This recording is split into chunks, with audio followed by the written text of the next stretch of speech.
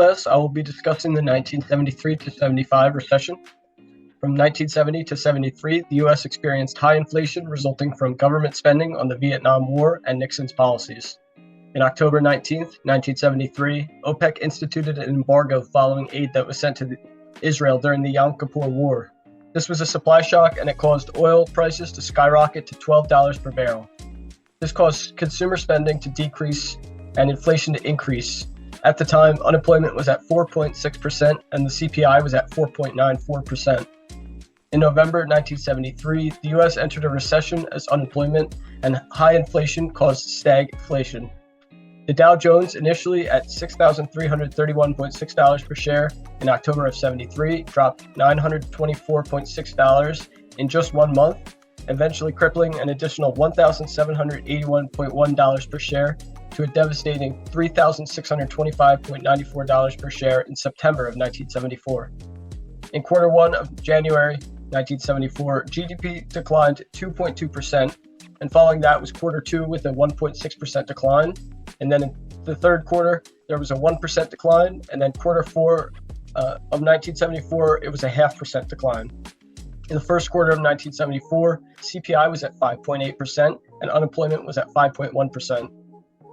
In March of 1974, the oil embargo was ceased, but prices remained relatively high, and Nixon froze his wages and prices, and the Fed tightened the money supply along with the interest rates. Then, in March 1974, Congress devalued the dollar to come out of the trade deficit. These policies caused distortions in the labor market, which led to job losses.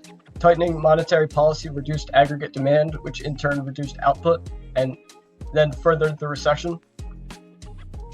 In August of 1974, Nixon resigned due to the Watergate scandal that caused major political instability within America, and the Dow hit its lowest point at $3,584.5 per share.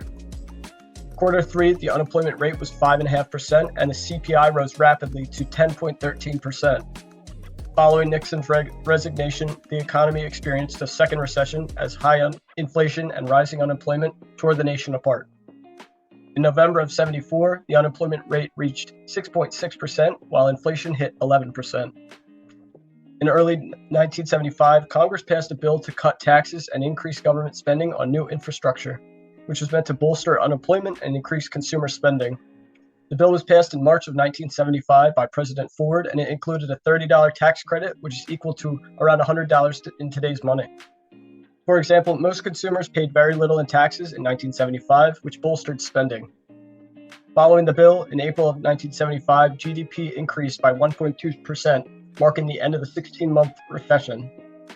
In May of 1975, unemployment rate peaked at 9% and inflation peaked at the same time at 11.73%. The combination of peaking unemployment and peak inflation showed the major effect of the initial supply shock and surrounding policies on the economy, as these figures varied directly. This also showed the effects of stagflation. Moving on, in quarter three of 1975, inflation dropped to 10.46% and unemployment stayed at around 8.5%. In the quarter four of 1975, inflation dropped to 8.1% and unemployment to 8.3%. At that point, GDP finally reached pre-recession levels, and when the dust settled, unemployment fell to 7.5% and inflation to 6.8% in May of 1976. Inflation did not go down to pre-recession levels until 1982, and unemployment until May of 1997. Stagflation proved to be a devastating factor on the economy, as the Fed and Congress attempted different strategies in order to combat it. In quarter four of 1973, the economy was at its peak. A sudden increase in the price of oil caused a supply shock, which turned into cost-push inflation. A recession soon followed. High unemployment was also an issue, as many people went on unemployment or were laid off due to wage freezes. These issues coupled into a 3.2% decrease in 16 months of the nation's GDP.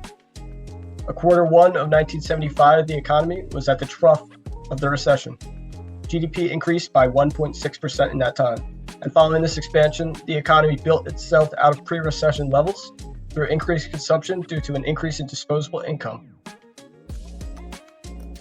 The Federal Reserves employed multiple expansionary and restrictive monetary policies, including lowering their interest rates, increasing the money supply, and adjusting the discount rate. As visualized, 10th Chairman of the Fed, Arthur F. Burns, who was nominated by Nixon. The Fed began with tight monetary policy in 1973, raising interest rates to slow down the money supply. They instituted price controls, which resulted in higher unemployment and reduced consumer spending due to the layoffs. Approximately 2.1 million jobs were lost during the recession. Later on, in quarter one of 1975, the Fed engaged in open market operations. They introduced a lower discount rate for lending, followed by an increase in the money supply on March 7th, and then continued to lower the interest rate down all the way to 5.25% in December of 1975. This was an attempt to curb unemployment and inflation and help with the fiscal tax credit. As a result, it helped to increase the consumption expenditures. Fighting Frizzies at 11. Alrighty, economic indicators. So leading up to the recession, the U.S. economy was at a peak, with that peak being in November of 1973. During the first quarter of 1973 through 1975, the U.S. saw an increase in personal income from around 1180 to 1380 on average. The U.S.'s CPI during this time was kind of varying, was up and down, with the peak being at 1.28 during March of 1974, which is due to the high inflation at the time. Within a month, we observed the CPI drop to 0.4 in April, as the demand for products dropped due to inflation reaching around 11% and the average price level of goods increasing by around 95%. We also saw a decrease in real GDP by around 3.2%, the low coming in the first quarter of 1975. Due to the decrease in real GDP, we saw an increase in price level and an increase in inflation from 6.2% to 11.1% at its peak in 1974.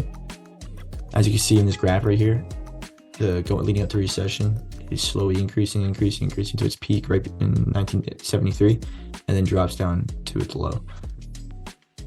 Some of the shocks for the recession were the main one, which is the oil embargo, which was placed on the United States by OPEC. OPEC stands for the Organization of Petroleum Exporting Countries. It's a bunch of Middle Eastern countries that have a bunch of oil reserves, and they kind of band together. The embargo was a response to Nixon requesting $2.2 trillion in aid to Israel with their war against the Arab countries known as the Yom Kippur War. OPEC wasn't really happy that the U.S. was helping Israel, which it's who they were fighting against in that war. So they kind of did the embargo as kind of a retaliation, and they seized all imports of oil to the U.S. and they cut down production, which drastically changed the world oil prices. Oil prices jumped from $2.80 a barrel pre-embargo to $11.65 at its peak in January of 1974. Even after the embargo was lifted, the oil prices still stayed very high and never dropped. They never really dropped back to their pre-embargo levels. This was mainly due to the U.S. lacking excess production in the oil sector. So when the oil imports stopped, the U.S. couldn't increase their supply to meet their country's demands of oil.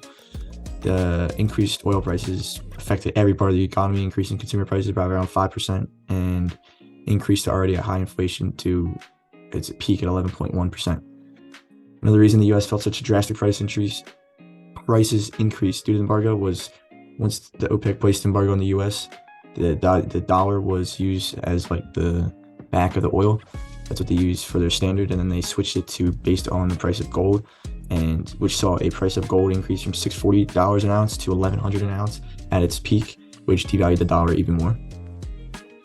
Some of the you can see here the oil prices from being pretty steady low before, then jump straight up, and they don't dip down much anymore after that. So some of the fiscal policy that the U.S. government had to do was a bunch of different things. Their main one was their goal to decrease inflation, because inflation was very high at the time. It did this by increasing spending on social programs, spending $44.8 billion on Social Security, housing, and education. The government also did a bunch of tax cuts, cutting down $22.8 billion in taxes, which helped stimulate the spending, giving a $30 tax credit to every taxpayer plus dependent. These tax cuts also increased personal consumption by around 7% through just the second quarter of 1975. Residential construction also soared to an increase of around 17% by just the second quarter of 1975 due to these tax cuts and deductions. With these deductions that were imposed, corporate tax liabilities dropped from $55.7 billion in 1974 to $40 billion in 1975. This increase in corporate profits led to an increase in personal income by around 6%, which meant that people could be spending more, which increased consumer spending by around 3.1%.